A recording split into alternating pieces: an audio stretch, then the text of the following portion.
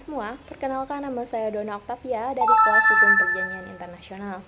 Dalam video ini, saya akan mengajak kalian semua untuk membahas salah satu topik yang menarik dari hukum internasional. Wow. Tentunya kita tidak asing dengan istilah perjanjian internasional, bukan?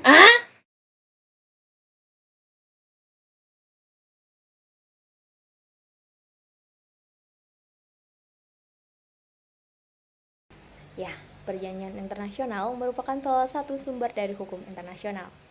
Lalu, bagaimana sih mekanisme pembuatan perjanjian internasional sehingga bisa menjadi hukum nasional? Dan, dapatkah suatu negara menarik aturan yang ada dalam perjanjian internasional tersebut untuk dapat diterapkan di negaranya?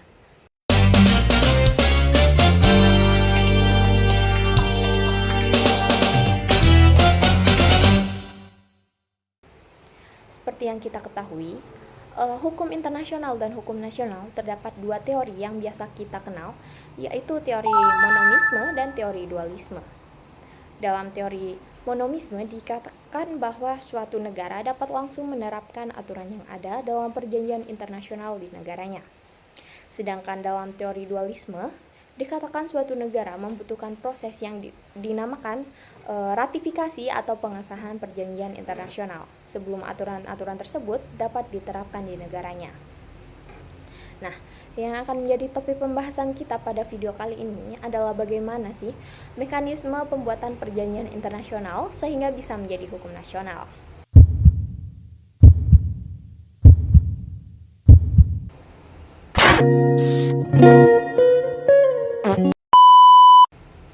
Dalam hukum internasional telah mengatur ketentuan ratifikasi dalam sebuah konferensi yang diadakan di kota Wina pada tahun 1969. Konferensi tersebut menghasilkan sebuah konvensi yang dinamakan Wina Convention on the Law of Treaties yang hingga saat ini menjadi pedoman hukum perjanjian internasional di berbagai negara. Mengenai ketentuan ratifikasi tersebut dicantumkan dalam pasal 14 ayat 1 Konvensi Wina.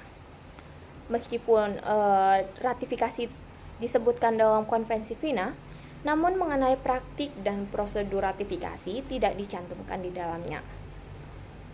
Mengenai hal ini disesuaikan dengan hukum nasional dan konstitusi masing-masing negara yang akan menjalankannya. Landasan ketentuan ratifikasi perjanjian internasional di Indonesia khususnya tertera dalam pasal 9 ayat 2 Undang-Undang Nomor 24 Tahun 2000 tentang perjanjian internasional yang berbunyi pengesahan perjanjian internasional sebagaimana dimaksud dalam ayat 1 dilakukan dengan undang-undang atau keputusan presiden.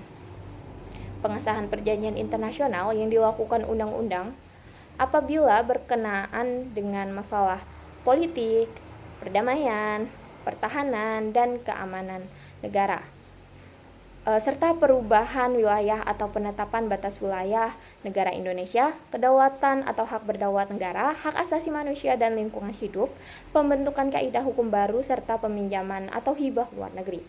Selanjutnya, pada pasal 11 ayat 1 Undang-Undang Perjanjian Internasional mengatur pengesahan perjanjian internasional yang materinya tidak termasuk dalam materi di atas, namun dilakukan dengan keputusan presiden.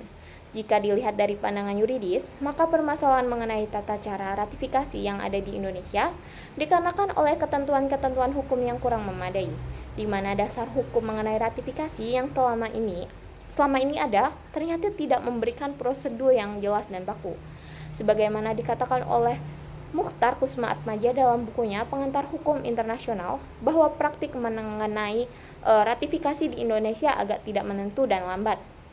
Lambatnya kerja ratifikasi ini dapat dilihat dari jumlah undang-undang ratifikasi yang dihasilkan oleh pemerintah dan DPR yang setiap tahunnya paling banyak mencapai 7 ratifikasi saja. Masih banyak pula perjanjian internasional di berbagai bidang yang belum diratifikasi. Salah satunya mengenai 10 konvensi internasional yang dikeluarkan oleh PBB yang menyangkut terorisme misalnya. Indonesia hanya meratifikasi 4 saja dari 10 konvensi itu. Selanjutnya dari 25 konvensi penting tentang hak asasi manusia, Indonesia juga baru meratifikasi sebanyak 6 konvensi. Sebagai perbandingan, Australia telah meratifikasi sebanyak 6 konvensi, India 15 konvensi, Amerika Serikat dan Iran 10 konvensi, serta Bangladesh 9 konvensi. Berikut merupakan kendala dalam proses ratifikasi perjanjian internasional di Indonesia. Di antaranya, sulitnya mengharmonisasikan standar internasional itu dengan hukum dan peraturan domestik, kekurangan tenaga ahli, kurangnya perhatian pemerintah, belum adanya undang-undang terkait ratifikasi sehingga pemerintah menentukan sendiri hal mana yang harusnya dibawa ke DPR untuk diratifikasi dalam bentuk undang-undang dan mana yang diratifikasi oleh Kepres. Karena begitu pentingnya ratifikasi perjanjian internasional di Indonesia, maka hendaknya Undang-Undang Nomor 24 Tahun 2000 lebih berdaya guna dan berhasil guna, khususnya tentang aspek praktik ratifikasi yang sudah tidak dinamis lagi dan belum bisa memberikan pedoman yang jelas dalam praktik ratifikasi di Indonesia, serta masih belum bisa mengatasi lambatnya proses ratifikasi. Selain itu, perlu dibuatnya undang-undang baru yang ketentuan praktek ratifikasinya lebih jelas, cepat, dan tegas. Serta perlu dibuat suatu lembaga yang mengingatkan ratifikasi tenaga ahli yang cukup untuk mengkaji berbagai perjanjian internasional yang dibuat. Mungkin itu saja yang dapat saya sampaikan dalam video kali ini. Terima kasih, sampai jumpa.